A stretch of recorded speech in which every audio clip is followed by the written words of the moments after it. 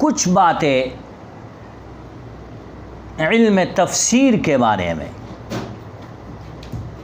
تفسیر کے لفظی معنی ہے کھولنا، اور اصطلاح میں علم تفسیر اس علم کو کہتے ہیں جس میں قرآن کریم کے معانی بیان کیے جائے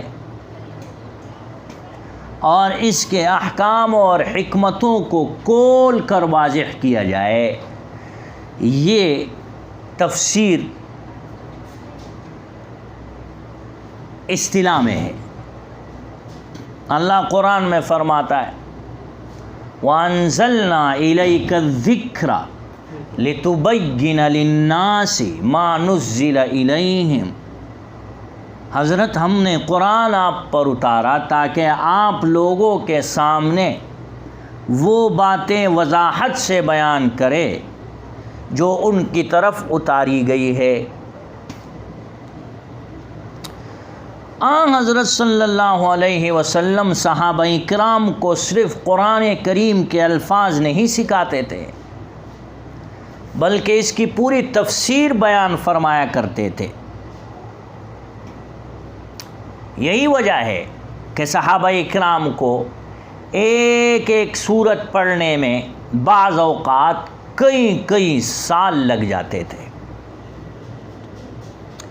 جب تک آپ صلی اللہ علیہ وسلم دنیا میں تشریف فرماتے، اس وقت تک کسی آیت کی تفسیر معلوم کرنا کچھ مشکل نہیں تھا۔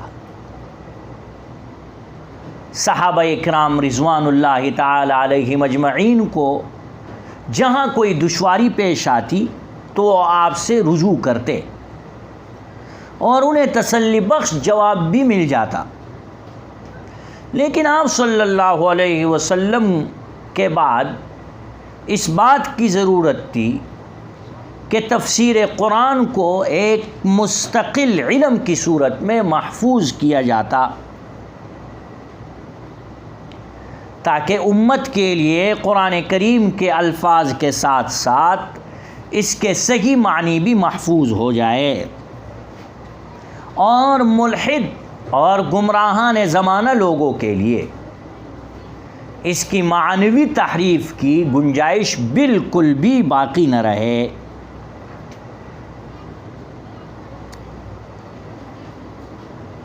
چنانچہ اللہ تعالیٰ کے فضل سے امت محمدیہ صلی اللہ علیہ وسلم کے بڑوں نے، علماء، اتقیاء، محدثین اور مفسرین نے یہ کارنامہ اس خوبی سے انجام دیا کہ آج ہم بغیر کسی شک و شبے کے یہ بات کہہ سکتے ہیں کہ اللہ تعالیٰ کی اس آخری کتاب کے صرف الفاظ ہی محفوظ نہیں ہیں، بلکہ اس کی وہ صحیح تفسیر و تشریح بھی محفوظ ہے جو آپ صلی اللہ علیہ وسلم اور آپ صلی اللہ علیہ وسلم کے صحابہ اکرام کے ذریعے ہم تک پہنچی۔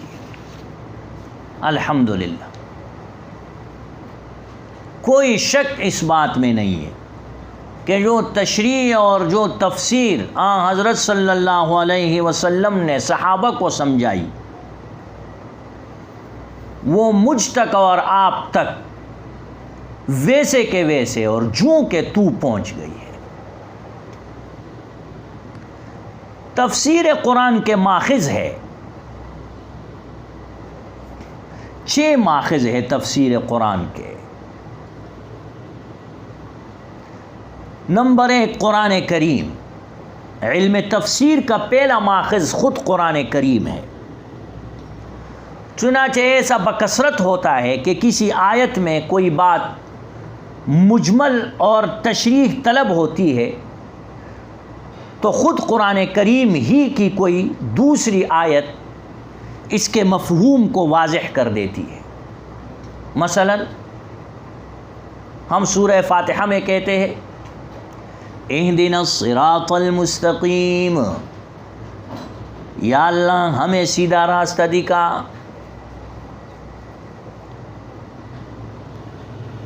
صراط الذین انعمت علیہم، راستہ ان لوگوں کا جن پر تو نے انعام کیا ہے۔ اب یہ انعام والے لوگ کون ہے، یہ بات تشریح طلب ہے۔ تو قرآن کریم دوسری جگہ پر اس کی تشریح بیان کرتا ہے خود۔ سورہ نساء میں اللہ فرماتا ہے اولئک الذین انعم اللہ علیہم من النبیین والصدیقین والشہداء والصالحین، یہ وہ لوگ ہیں جن پر اللہ تعالیٰ نے انعام فرمایا، یعنی انبیاء، صدیقین، شہداء اور نیک لوگ۔ چنانچہ مفسرین کرام جب آیت کی تفسیر کرتے ہیں تو سب سے پہلے یہ دیکھتے ہیں کہ اس آیت کی تفسیر خود قرآن کریم میں ہی کسی اور جگہ موجود ہے یا نہیں ہے۔ اگر موجود ہوتی ہے تو مفسرین سب سے پہلے اسی کو اختیار کرتے ہیں۔ نمبر 2، تفسیر قرآن کا ماخذ حدیث۔ حدیث آپ صلی اللہ علیہ وسلم کے اقوال اور افعال کو کہتے ہیں۔ آپ صلی اللہ علیہ وسلم کے اقوال، افعال اور تقریرات کا مجموعہ حدیث کہلاتا ہے۔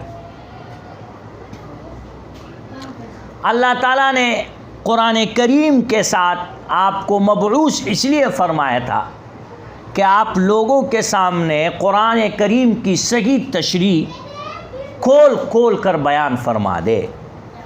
چنانچہ آپ صلی اللہ علیہ وسلم نے اپنے قول و فعل دونوں سے یہ فریضہ بخوبی انجام دیا، اور در حقیقت امام الانبیاء، سرور کونین، ہادی عالم، احمد مجتبیٰ، محمد مصطفیٰ صلی اللہ علیہ وسلم کی مبارک زندگی قرآن ہی کی عملی تفسیر ہے۔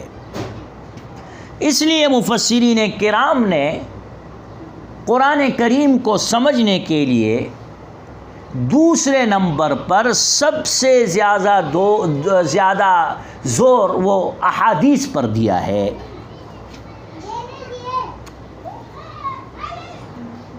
تیسرے نمبر پر صحابہ کے اقوال۔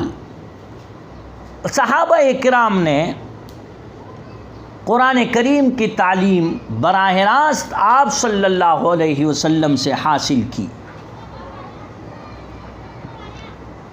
اور نزول وحی کے وقت صحابہ کرام خود موجود تھے۔ لہٰذا جن آیتوں کی تفسیر قرآن سے معلوم نہ ہو اور حدیث سے معلوم نہ ہو، تو ان میں سب سے زیادہ اہمیت مفسرین صحابہ کرام کے اقوال کو دیتے ہیں۔ چنانچہ اگر کسی آیت کی تفسیر پر صحابہ کا اتفاق ہو تو مفسرین کرام اسی کو اختیار کرتے ہیں، اور اس کے خلاف کوئی اور تفسیر بیان کرنا جائز نہیں سمجھتے۔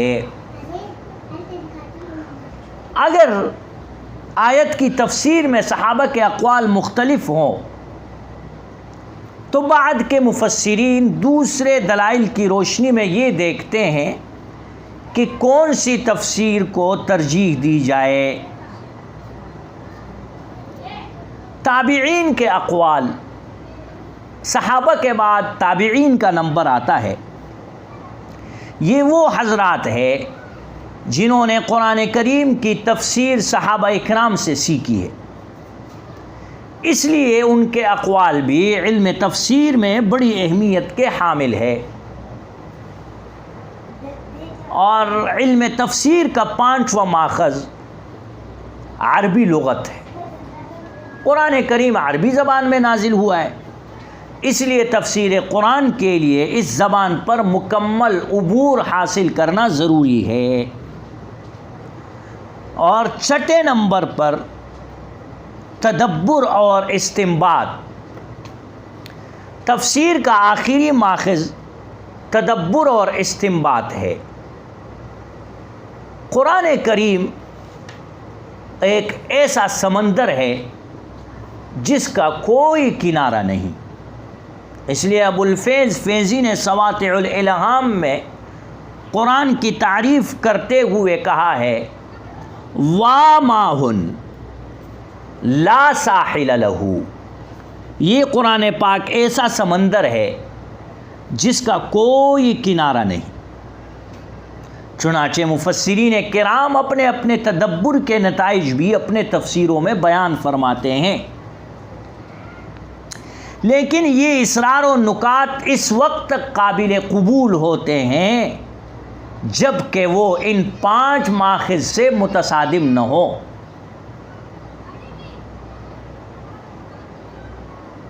اگر یہ ان 5 ماخذ سے متصادم ہوں گے تو پھر اس کا کوئی اعتبار نہیں۔